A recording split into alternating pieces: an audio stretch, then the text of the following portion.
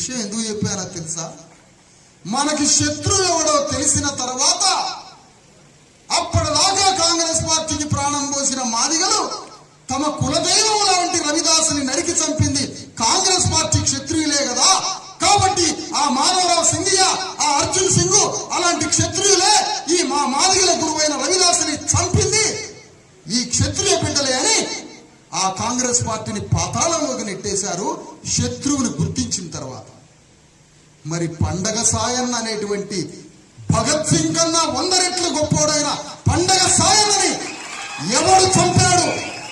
పండగ సాయన్నని ఎవరు కుట్రలు పన్ని, ఎవరు కుతంత్రాలు పన్ని, ఎవరు బలి తీసుకున్నారో ఆ బలి తీసుకున్నటువంటి ఆ రెడ్డి రాజుల యొక్క వారసులు ఇప్పుడు ఎవరు రంగారెడ్డి జిల్లాని, తెలంగాణ గడ్డని ఎవరు పరిపాలిస్తున్నారు? ఈ చరిత్ర ముదిరాజు బానిసలకి తెలిస్తే 24 గంటల విప్లవం వచ్చి తెలంగాణ గడ్డ మన చేతికి వస్తుంది. ఈ రాజ్యం ఎప్పుడైనా కూడా చరిత్ర పునరావృతమైంది. చరిత్ర పునరావృతమైంది. ఒక స్వార్థపరుని చూసినప్పుడు స్వార్థపరుడు ఎట్లా తయారవుతాడో, ఒక వీరుడి గురించి విన్నప్పుడు, ఒక వీరుడి గురించి తెలిసినప్పుడు మరొక వీరుడు పుడతా ఉంటాడు భూమిలో నుంచి. మరి ఎవరా వీరుడు? లక్షల కోట్ల ఆస్తి, వేల కోట్ల ఆస్తి, ఒక భూమండలం రాసిచ్చిన సరిపోని వీరుడు మన జాతిలో పుట్టాడు. పండగ సాయన్న అనే వీరుడు. ఇంత గొప్పవాడు భారతదేశ చరిత్రలో ఇంత పెద్ద విప్లవ వీరుడు లేడే. తాను మరణించే సమయానికి గుండె ఎంత బద్దలై ఉంటది. నేనేం తప్పు చేస్తే ఈ లోకం నన్ను చంపుతున్నది, నేనేం తప్పు చేస్తే నన్ను ఈ లోకం నరికి చంపుతున్నదని గుండె బగిలి ఎంత దుఃఖించుంటాడో ఆ రాత్రి పూట.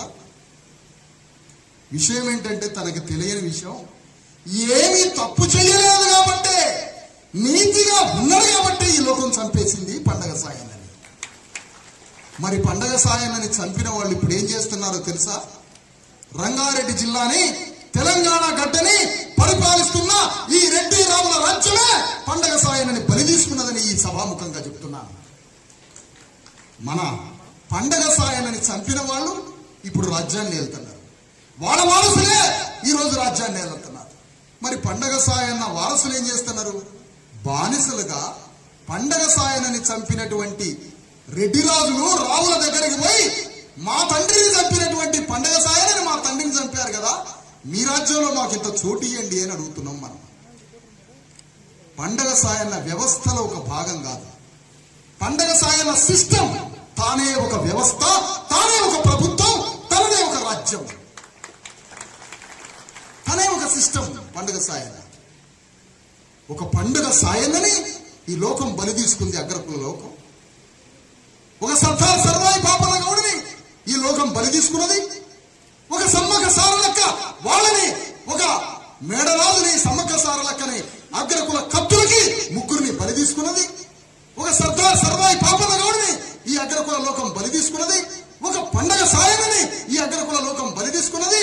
లఫంగి ముత్తయ్యని అడ్డగూడూరు దగ్గర ఒక మాదిగతనం, దొంగతనం పేరేసి అగ్రకులాలు నవాబులు కలిసి అతన్ని ఉరిదీసి చంపారు.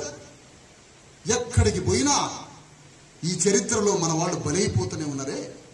మరి వాళ్ళ వారసత్వానికి కొనసాగింపేది. పండగ సాయన్న అనేటువంటి రాజు గురించి గ్రామ గ్రామంలో తెలియజేస్తే ఊరుకొక పండగ సాయన్న పుడతాడే వీరుడు. మరి ఆ వీరుడి యొక్క వారసత్వం ఏది అంటున్నా?